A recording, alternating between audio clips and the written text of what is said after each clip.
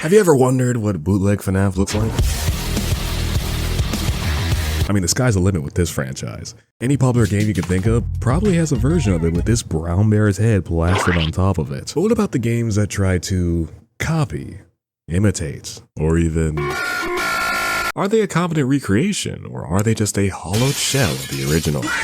This is an ongoing series where I take a look at fake versions of FNAF games on the aptly named website FNAFgame.io, which is the very first result that pops up on Google when you search up FNAF. Try it for yourself. I mean, logically, you think the most relevant result would be its Wikipedia article or maybe its Steam page, but no. It's a fake game site making thousands of dollars off of literal fetuses that can't tell the difference between this and this. Today we'll be covering FNAF 3, a historic low point for the series with plenty of mixed reception from the fans. I don't know how you go from 1 and 2 to this. It was kind of dog. He also looked like he's trying to riz you when he jump scared. But from a matter of game design, it's a rather simple execution. There's just one animatronic, and phantoms, and a maintenance panel, and vents, and an audio lore, and mini games. Okay, maybe it's not that simple, but I'm confident this port can get the job done. Probably. At this point, I just settle for being able to beat the first 5 nights, because so far, it's been physically impossible to do just that. If you watch my previous videos, you know what I mean. Before diving in though, for whatever reason, each of these games has an about section with AI generated text that really tries to describe the premise and mechanics of these games, and hilariously fails every time. I think that's where I come in. Yeah, I was gonna introduce you actually if you just gave me a second. I don't care. Five Nights at Freddy's 3 is a paranormal survival horror video game in the FNAF series. This will be the 3rd version, full of new and attractive being hunted by gamers around the world. Hey, that's me! New characters appear at Five Nights at Freddy's 3. Night Guardian, animation, haunted cartoon characters trying to kill the player. These include Freddy Fazbear, Chica the Chicken, Foxy the Pirate Fox, and Bonnie the Bunny. Balloon Boy, I think is what you meant to say there. Flashlight. The player can use the flashlight to temporarily blind the animatronics. You can't even use the flashlight in this game. What do you... Okay, that's enough of that. Let's see what this port has to offer. The main menu is actually really close to the original. The only real difference I can point out is the port uses the wrong head sprite for Springtrap's resting position. Obviously, there is also no version number, copyright, or button to reset the data, since that would be completely unnecessary. But what's the actual game like? Getting started here in the office, nothing really jumps out as being out of place, but the more you move around and interact with stuff, you'll start to notice some cracks. First of all, I am Vegeta. You see this mouse moving the camera? That's usually called edge scrolling, where the rotation or position of the camera is changed based on the mouse cursor's relative position to the edge of the viewport. In FNAF 3, the speed of this rotation is also influenced by how close the cursor comes to the edge of the screen. Here, that's completely missing, giving us this consistently slow camera speed, which may or may not be the reason for half of my deaths later on. While testing the camera, I also noticed this little screen tear in the middle, where the trash bin straight up gets cut off. If I had to take a guess, the image was likely split and overlaid to fit within Scratch's dimension sizes. The monitor also deviates from its normal counterparts. Static lingers for longer when switching cameras, which was probably done intentionally to hide loading these scenes. I say that because if you use the audio lure immediately after switching, the lure will be played at the last camera you were on, not the current one. Speaking of which, the audio lure only takes 6 seconds to recharge as opposed to the original's 9. Yeah, that's not supposed to happen. FNAF 3 is one of the few games in the series where nothing happens on the first night. Well, I've done all I can do. To give the player a chance to get acquainted with all the mechanics. While most of that is true here, audio and video errors can still occur in the port, which isn't a huge deal since these things cannot kill the player. Oh, and before I forget, you already know I had to verify the most crucial detail.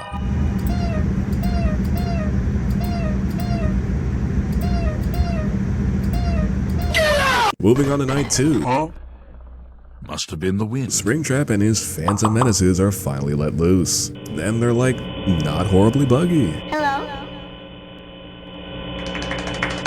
In FNAF 3, Springtrap's code is a bit more complicated than you might think. His movement opportunities are not only determined by his AI level, but also a Boolean variable dubbed aggressive, which is also influenced by multiple factors throughout the night. Not to mention his multiple attack phases and forced movements, but for our purposes, Bootleg Springtrap's behavior here is good enough for the main gameplay loop. Trust me, the bar is very low. It's actually a lot easier to keep him in place since the audio lore recharges faster. You know, I've always found it kind of absurd how a conniving serial killer who's also a CEO of a mega corporation is easily fooled by the same 3 MP3 files playing on repeat. The generous audio lore is nice and all, but sort of offset by how long each night is. From my count, each hour takes 80 seconds as opposed to the original 60, which is a pretty significant difference. But weirdly enough, the developer of this did remember to shorten night 1's hours to 40 seconds, just like in Scott's version. But now, let's talk about the maintenance panel. In the original game, there are 3 possible errors to reset. The audio lore will need to be reset after a certain number of uses that change each night. This port mirrors this perfectly for every night except night 2. The cameras will also need to be reset after looking at them for too long. The question is how long? The specific value is derived from an equation using the night's number as a variable. Here's the original values and here's the fakes, which seems to instead opt for a simpler 5-second deduction each night. The ventilation is slightly more complicated, and you probably already know that phantoms will trigger the error, but even if you avoid them all, it still happens regardless. What? At the start of every night, there's a counter that is set to 0. For every X seconds, 1 unit is deducted from this counter. Once the counter reaches -10, the ventilation error is triggered, giving us these specific times for every night. As you can see, these numbers also differ quite a bit from each other. It's also worth mentioning that the port will always put the player in the blackout state immediately, but normally this should only happen when the phantoms attack. Beating night 2 was simple enough, and I steadily progressed my way through the rest of the nights, getting introduced to more phantoms along the way. But what the hell, boy? All the phantoms are here and work as you'd expect, for the most part. There's basically 2 very important mechanics that the port does just fine, triggering an error and being able to weak them completely with quick camera switching. Sometimes, however, there can be a pretty significant delay in the jump scare, which did legitimately startle me when Freddy decided to finally do his job 3 business days later. After a bit of an oopsie on night 4 and then steamrolling night 5, I thought the game would end right there. Thank you so much for playing my game. But instead, it immediately takes you to night 6, which in FNAF 3 is called Nightmare. As I was gathering footage for this video, I actually forgot just how much of a slippery boy Springtrap becomes on Nightmare. Oh, there's no way. There's no way he's already here unless. Oh, he went back. I think he went back. Oh, we're cooked. Never mind, we're cooked. Oh, we're so cooked. He's probably already in the doorway. But just in case, we'll seal the vent. Just in case. Yeah, okay, I think we write it out. We write it out. No more, wait. Hello? Oh, he went in the vents, Please tell me he went in Cam 2's vent. Oh, he did. He's still in Cam 2. And he went back in the vent again. Certified dumb. Let's go! I'm telling you, FNAF 3 is slept on. If you've never completed Nightmare before, you definitely should. But here, it's very manageable, and I beat it on my first try. Editor's note, I don't know why I said that. My brain must have been coping when I wrote this script because I actually died like 3 times, now that I'm looking at the footage, but anyway. Continuing. After beating night 6, you're rewarded with the ending screen. The true ending screen, actually, because there's not a single minigame to speak of, not even the ones between the nights, so the whole bad ending screen can't really be used here. You stink! If you keep staring at the screen, eventually it'll kick you back to the menu, or what's left of it. I don't think the developer thought anyone would stick around long enough to even notice this. All in all, this was a pretty faithful recreation of FNAF 3, especially for a web port. It's complete, its mechanics actually work, and most importantly, it feels like FNAF 3. It warms my heart that some random little goober in class can experience the terror of 5 Nights at Freddy's, but it's green this time. Now this is usually when I give proper credit to the author of this fan port. Oh, did you think that the good people over at FNAF Game.io LLC created this? No, silly, they stole it, just like every other game on this ad-ridden, disease-infested site. The actual creator of this was likely a small little bean child, just doing it for the love of the game. Considering how many ports have been made on Scratch after all this time, and the countless number of remixes of said ports, pinning down the exact Scratch project is a tough task. This one's too slow. This one's from an alternate timeline. This one is too perfect, actually. What the hell? This is a completely unique art style. After combing through these for a couple of hours, I believe the project we're looking for is one of the remixes of this FNAF 3 project by Elucidus, I hope I'm pronouncing that right, released May 16th, 2020. This individual was actually doing something productive with their time during COVID. Joe Biden. Meanwhile, I was rotting away, so shout out to you. That said, I think that's gonna...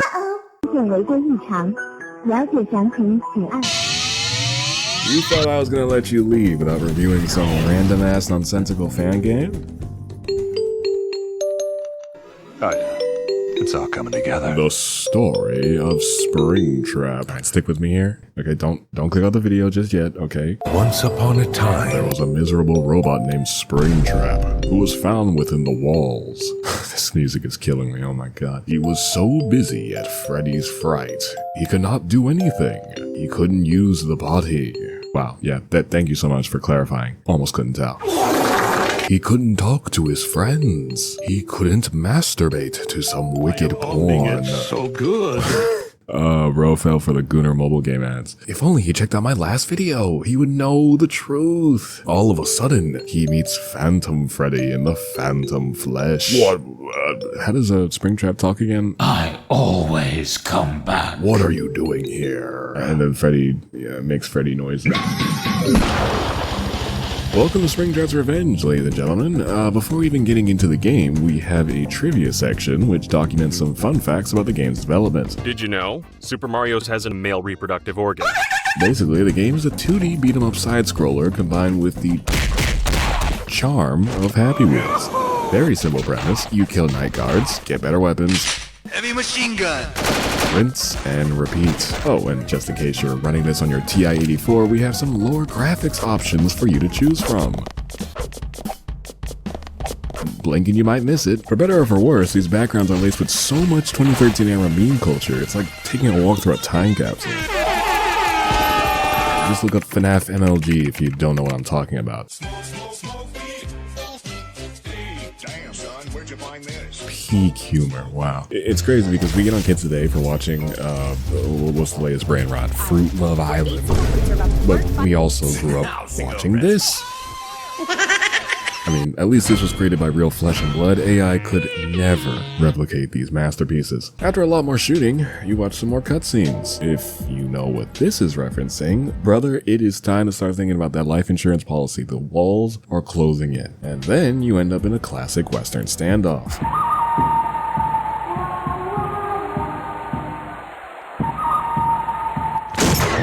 Which I failed. And the game makes you restart from the beginning and claw your way back just to try again. And then I lost again. I guess I had the reaction time of a slug now that I'm at the ripe old age of 22. So we won't be seeing how this beauty ends, unfortunately, but I still enjoy myself all the same. The game is very much so a product of its time, if you know what I mean. Does anyone else remember the Inhale my dong enragement child? Credit for this goes to She Knew Films, who was a Flash game developer during the heyday of Newgrounds, as well as a YouTube animator, with his most famous work being this Angry Birds parody sitting at almost 60 million views. I can almost guarantee in the deepest recesses of your brain you have a memory of watching this back when YouTube used to look like this.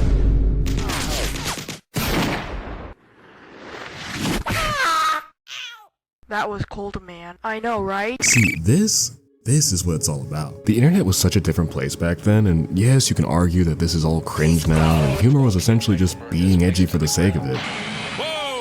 But I feel like people were just way more comfortable with being themselves and expressing that to the world, instead of chasing the algorithm and whatever's trending like we do now. But we're kind of getting off the rails here. I'm going to enter your mouth. Open up, buddy. I'm coming. And that's gonna do it for this video. If you enjoyed, please subscribe. Next time we'll be covering FNAF 4, but let me know any other bootleg games or weird ports you want me to check out. And as always, I will see you guys on the other side. Take care. Let's remind the audience to like the video with a controlled shock.